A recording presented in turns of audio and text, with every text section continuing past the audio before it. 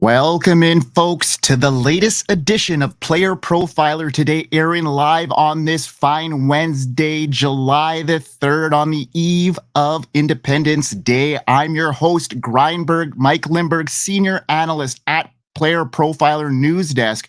It's my pleasure to guide you through today's top stories and insights right here every Wednesday. So without further ado, let's get this show going right with our headlines and our training camp preview.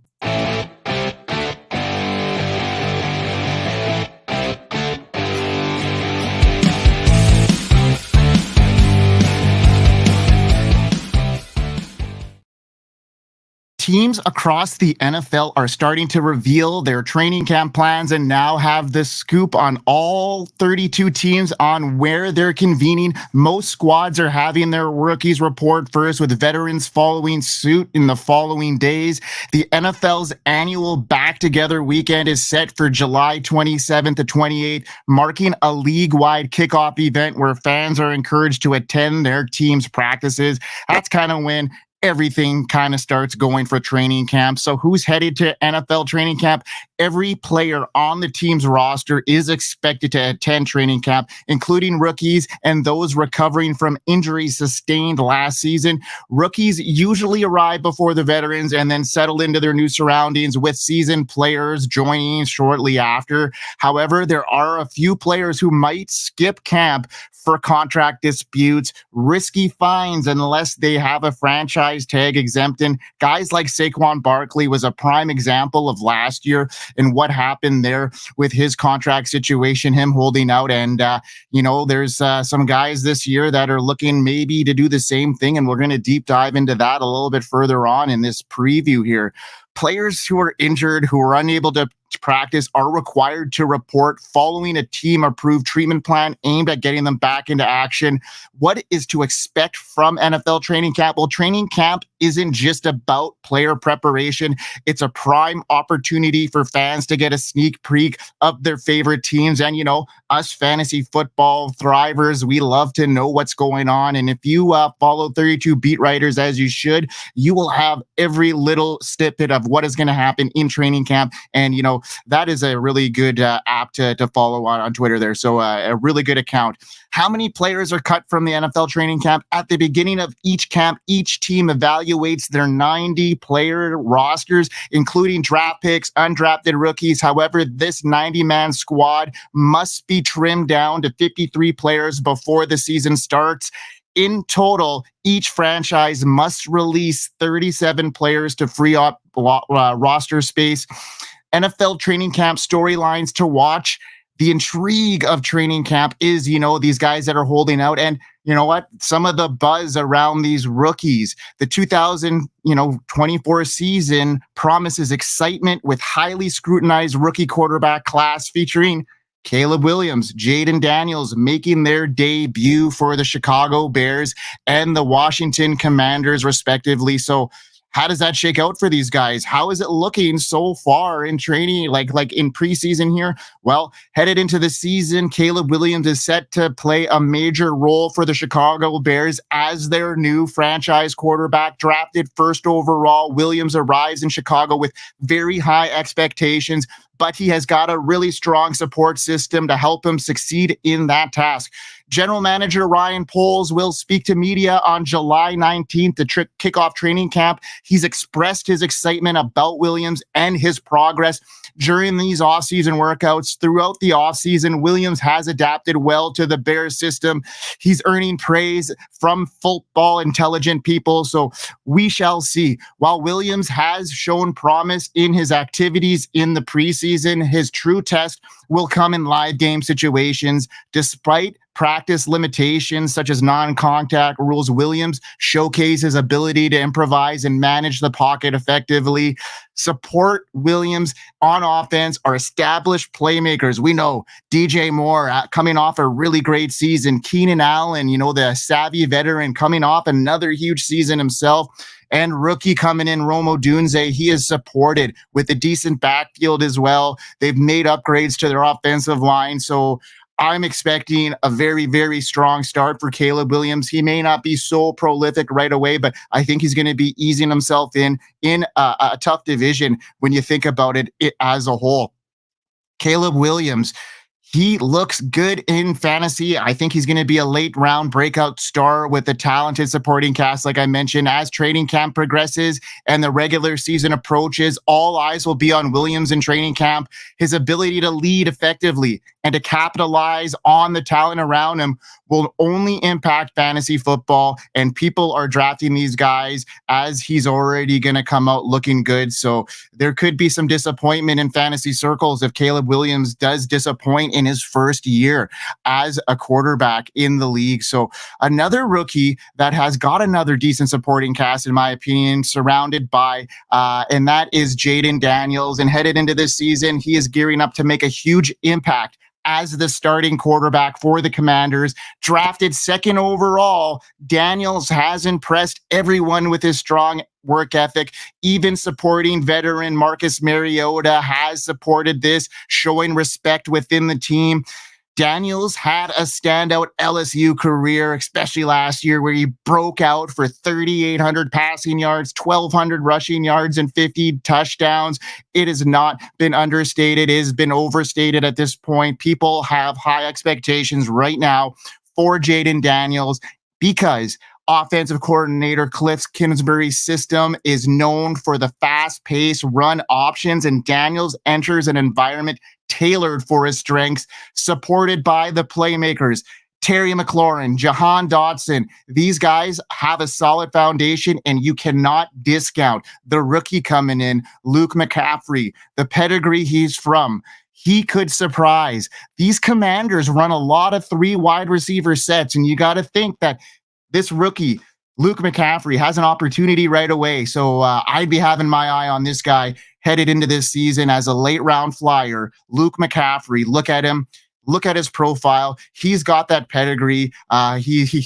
He's been more prolific as a pass catcher, and I just think that he's got the opportunity there. Jahan Dotson's had 2 years already to try and prove what he can do. Third season, still that first round draft capital has got to mean something, but I'm looking at Luke McCaffrey to make an impact early and often in this system. Considering him a sleeper pick in fantasy drafts, Jayden Daniels offers a great value at his draft position. He's appealing toward fantasy managers, and I just like his upside. I have him outside. I think he could be a top 10 quarterback this year if everything breaks his way. He could be a breakout star that we could be talking about as the offensive rookie of the year. Mark my words, folks. I think Jayden Daniels, if he can stay healthy, will be prolific. RG3 type first year season here. Now, let's hear from the Podfather himself about the FFPC spring promo. Hey, why do we partner with the FFPC? Because they have the widest variety of fantasy football formats, and it's the easiest place to find all types of fantasy football contests in the world. What if you want to play for high stakes? Well, they have a $6 million prize pool with their Fantasy Players Championship. They also have way too early best ball leagues that start in February and dynasty leagues. They have the closest thing to a liquid market for orphans that there is in all of Dynasty. And the FFPC has sponsored us for half a decade because we are actually delivering information that can help fantasy gamers, and they're generating so much interest and bringing in so many new users, casual users even. The FFPC creates a unique experience where you can both compete against the best and make money. Use promo code UNDERWORLD to get $25 off your first team. $25 off your first team at the FFPC with promo code UNDERWORLD. Go get it! Yeah, go get it. Now, we talked about a couple rookies that have been, under the spotlight as this offseason is progressing. Couple veteran guys too now on, new teams recovering from injury. And one of them is, Kirk Cousins. And Kirk Cousins now is, we're looking at him to gear up the playmakers in Atlanta. We're looking at them to be game changers now. Despite the struggles in the last couple of years from Arthur Smith, they have a new head coach. Raheem Morris is now at the helm, and they got a new quarterback, and Kirk Cousins brings a reputation of steady production as veteran leadership to Atlanta.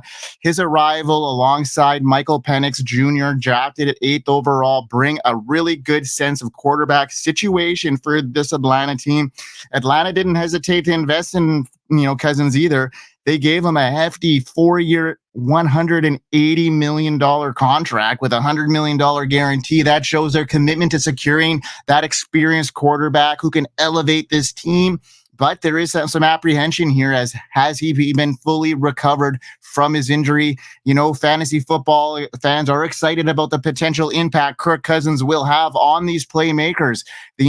He's been ranking as a solid QB1 or QB2 in most fantasy leagues over the last couple of years, and he's being drafted at around the QB 18 right now. Cousins looks like the value pick at this stage, especially if he starts right away and can start just like his old form. But that is a lot to ask from somebody who is recovering from that Achilles injury last year. Is something to monitor.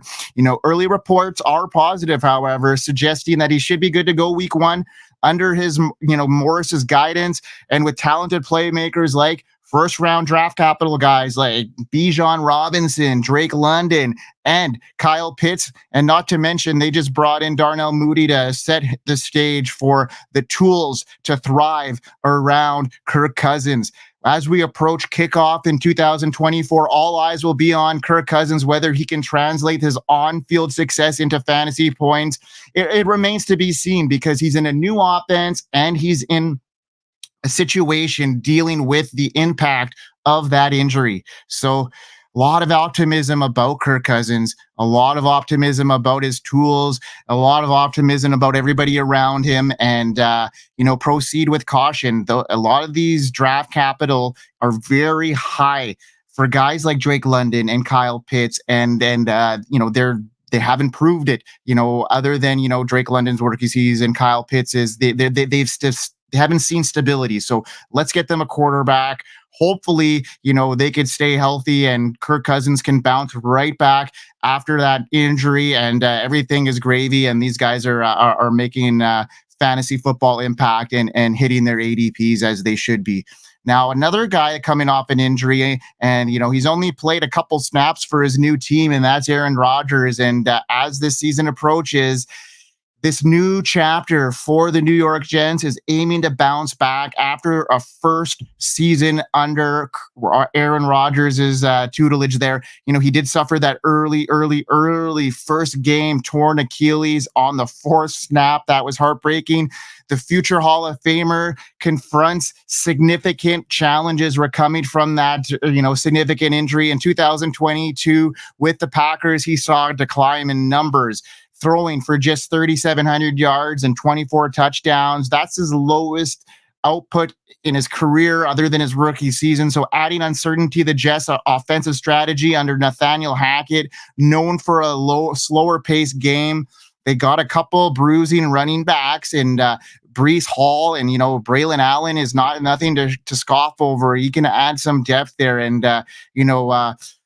we'll see what happens there. I'm optimistic about what could happen, but they're under the same situation as these Atlanta team there. Those pass catchers are in need of somebody that can get them the ball on a consistent basis. And there's a lot of optimism around both Drake London and Garrett Wilson in their offenses with their new quarterbacks. So fingers crossed for both these guys, because a lot of people have some good value in them, and I could see why.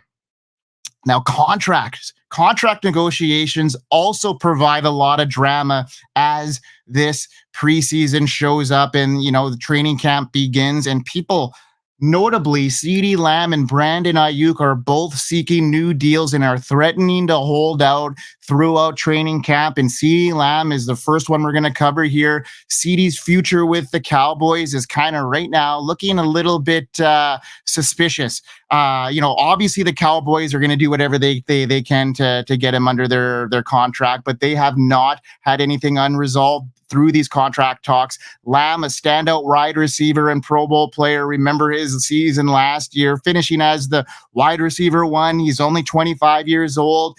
He has been in the discussion with the Cowboys management all offseason, apparently. But despite this, he chose to skip out on mandatory minicamp and also, passed on the voluntary spring workouts, which is pretty normal. But he resulted in some fines.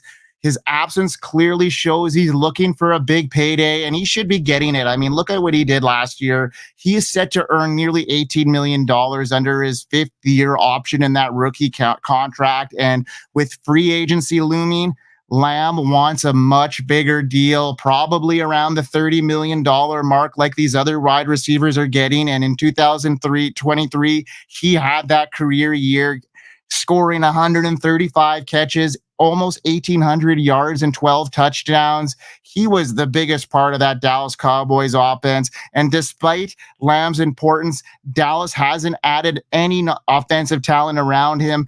They've relied heavily on Dak's performance to be tied to Lamb's success. So Prescott needs to prove himself on a crucial year as well. So both these guys are have something to say in this Dallas Cowboy offense. And Lamb was a top receiver in 2023, a dangerous red zone threat. So as training camp nears, Lamb's contract situation will be a big deal. We'll see if they sort it out before the season or if they, hang on to it. We'll see what happens. But I can't see this. I think this is just kind of like both sides playing a standoff game. A deal will get done. I can't see the Cowboys, risking going into 2024 without CeeDee Lamb. That just sounds just absurd. Now, another guy heading into 2024 season, that's Brandon Aiyuk, and his future is even getting even more cloudier as the days, drag on here. A lot is up in the air due to that ongoing contract talks and those trade rumors. Aiyuk, entering his final year of his rookie contract, has made it clear he wants a substantial deal, either with the 49ers or another team willing to meet his expectations. It all started with Aiyuk when he posted that TikTok video. They say he didn't want him back, and despite considering other options, Aiyuk has expressed his desire to stay with the 49ers as of last week. They cannot reach a deal at this point. However, negotiations have hit a standstill and neither party are, budging on their terms. Aiyuk is only 26, coming off a stellar season, 75 catches, 1,400 yards, 7 touchdowns, showcasing his value on the field. His performance has made him a coveted asset and evident of his high trade value. Meanwhile, the 49ers are preparing for potential changes in their receiving lineup. They obviously drafted Ricky Pearsall with their first round pick. That reflects that strategy. Jawan Jennings getting, that second deal as well. Something to note. They may be planning for the departure of one of these guys, and that could mean good things for the other ones in the starting lineups as fantasy managers. So Brandon Aiyuk is the storyline, and it continues to intrigue us as NFL fans.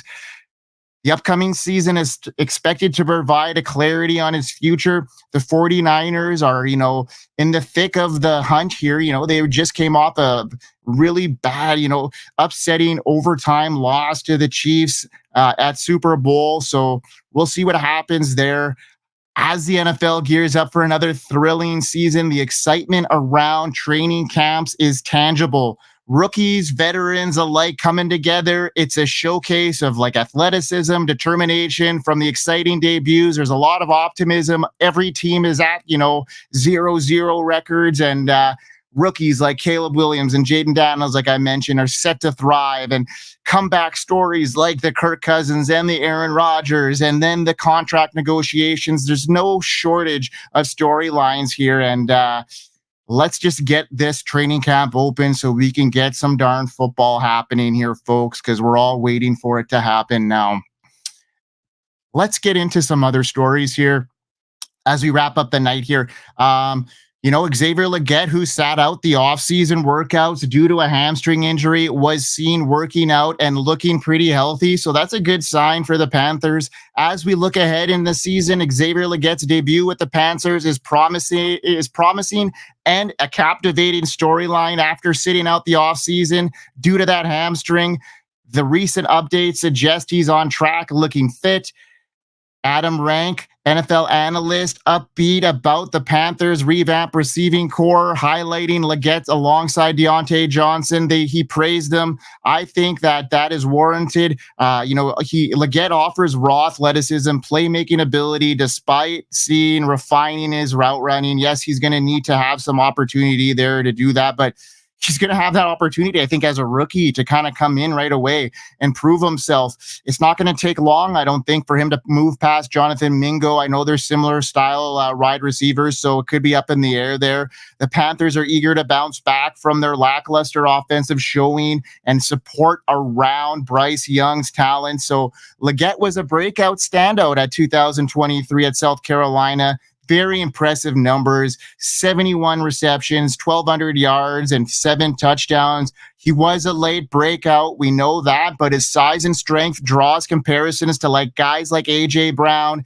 showcasing his ability to excel in contested catches and impact downfield. So it might take him a little bit of time to get accustomed to the NFL, but he might have a chance right away. So his mistakes early might be easily erased by the opportunity he may get. So despite these concerns, Legette appears poised at playing time as the Panthers seek to diversify their receiving core behind veterans like Johnson and Adam Thielen, who's, one step away from retirement. His ability to stretch defenses and contribute early on makes him an intriguing prospect in fantasy football, particularly in dynasty leagues where his potential developmental trajectory is athletic upside could pay off. Nonetheless, his fantasy value depends how quickly he can adjust to the NFL. So something to really keep our eye on here, folks, as this preseason goes, his health, how he looks in that offense. A lot of people are looking at Bryce Young as a potential bounce back candidate or a breakout candidate here. Former first overall pick from the Panthers last year, who they gave up a lot of draft capital for to acquire. A lot of things are riding on him right now. So Legette is going to be a guy that's going to have to step up in order for Bryce Young to propel to that level. So something to keep our eye on here, folks. Now, another interesting situation, and one to obviously monitor, because it's not often you want to have your top, offensive weapons returning punts, but that could be the norm now with these new NFL kick return rules. And the Chicago Bears special teams coordinator, Richard Hightower, has revealed that Rome Odunze is in the running to become their primary kick returner in the upcoming 2024 season. Before we jump to conclusions, let's recall a simple example. Not so long ago, skeptics were wire to wire writing off Justin Jefferson before his rookie season, and he was listed as the wide receiver 3. Rome Odunze faces tough competition like DJ Moore and Keenan Allen in that receiving core. He's got that potential. He is an elite talent. He would have been, the top wide receiver in a lot of these draft classes in the last couple of years. So Rome Odunze, someone to look at. His college production combined with his prototypical size and athleticism to the NFL, his fantasy managers, especially in dynasty leagues, should consider targeting him. He's particularly in a good situation long term. Regardless, Odunze remains a viable option across all types of formats at his ADP. His development could potentially boost his stock in leagues that reward return yards. So if you're looking at a league that is going to happen here, that could bounce back his value here big time in the Scott Fish Bowl with his return yards now. Now, I think this is just hearsay, but Kyle Shanahan told reporters he wants to get other players involved to keep McCaffrey healthy deep into the postseason, which kind of makes sense here. But as we gear up for the season, McCaffrey remains the heart of the San Francisco 49ers ground game, known for his ability to dominate both as a runner and a receiver. Last year, he led the league with 1,400 rushing yards, tied for the most touchdowns, 21, and added 564 yards in the air. earning the offensive NFL Player of the Year, despite carrying the ball 339 times, his second highest since his standout 2011 season with the Panthers. McCaffrey's durability and performance secured him a lucrative 2-year contract, making him the highest paid running back in the league. And key concerns about McCaffrey is managing his workload to keep him healthy throughout the season, and Kyle Shanahan plans to involve other players to ease that distribution. That's if they can stay healthy behind McCaffrey. We know that guys like Elijah Mitchell and Jordan Mason, they've had a hard time staying healthy or even cracking the lineup behind McCaffrey. Plus the arrival of Patrick Taylor from free agency and rookies like Isaac Guerendo and Cody Schrader.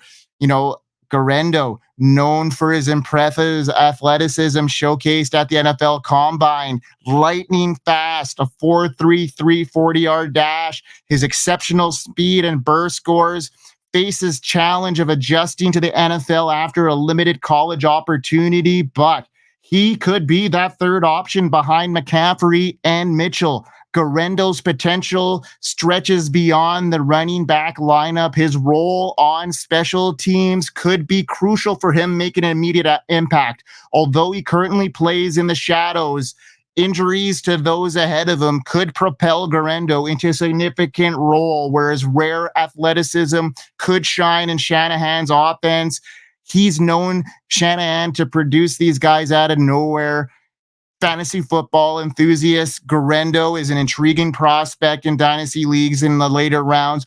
Despite his current RB65 ADP, his athleticism and potential for increased playing time make him a worthwhile stash. So, another newsworthy thing. Minnesota Vikings. Who would have thunk it? Sam Darnold. Is he the quarterback one headed into this season? Looks like it right now. The Vikings are expected to begin the season with Sam Darnold as their starting quarterback ahead of J.J. McCarthy. McCarthy led the University of Michigan to that national championship last year. He's got the second highest pass velocity at the Combine. Instead, the Vikings opted to bring McCarthy along slowly, and I agree with this move. I think it's always wise for these younger quarterbacks to get time to kind of learn the system, become a professional, and I'm glad that McCarthy's going to have that opportunity to percolate in that system. Darnold faces his own challenges, potentially stemming from his transition to a new team. So McCarthy could be in the lineup before we know it, especially if Darnold's leash is as, tight as we think it is. But for now, McCarthy remains a first-round pick in dynasty rookie drafts, retaining significant value as a developmental prospect. In best ball formats, he offers a potential as a late-round QB3 option, showcasing his promise and long-term investment in the future with the Vikings now. Wow. Not a crazy amount of news happening right now. We're on the verge of training camp, like I mentioned, and a lot of contract talk and quarterback talk speak. But that'll be it for today, folks. We've come to an end to another good episode here, Player Profiler Today. I'm your host, Mike Lindberg, bringing you the freshest updates every Wednesday. Stick around as we continue to deep dive into the world of Player Profiler. For exclusive content and even more updates, follow us on X. You could follow me on X at FFCanuck99. Thanks for hanging out with us. Remember, tomorrow, Bradley Stalder is back, and he's the Thursday night slot, so mark your calendars. Our YouTube channel is growing, so if you haven't already subscribed, be sure to do so. We are looking to crack that 500 sub mark by the end of this month, so please help us out with that. Spread the love. So from the entire team here at Player Profiler, we hope you have a good night, everybody. We'll see you next time. Hey, I want to thank you for being part of this broadcast. If you have any thoughts on it, leave a comment. If you enjoyed it, make sure you leave a like. And if you want to see more shows on the Player Profiler channel, subscribe to it. That's how we know you want more.